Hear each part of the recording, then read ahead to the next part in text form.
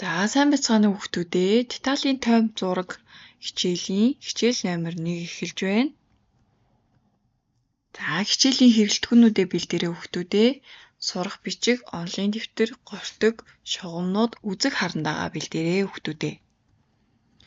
Өнөөдрийн хичээлийн манд зорилго деталийн тоймд зургийг аргачлалын дагуу зурах.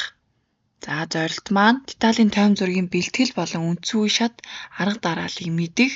За арга дарааллын дагуу деталийн тоймд зургийг зурах нэ.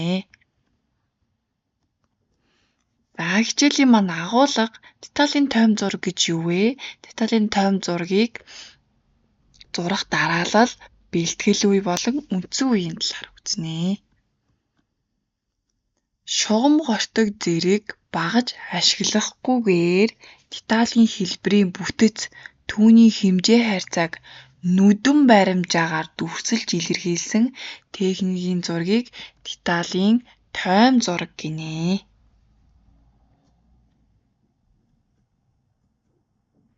Деталийн тоймд зургийн онцлог түргэн хугацаанд зурдаг, наривчлал бага, хэмжээ ойролцоо, гар зургийн хэлбэртэйгээрээ онцолгоо.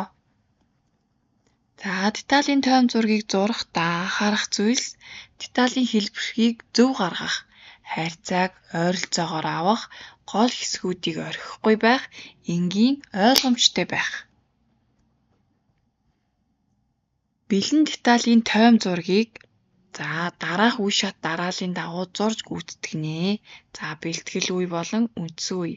За дараагийн видео хичээлүүдээс бэлтгэл болон үндсэн үеийн хичээлийг үзээрэй хүүхдүүдээ.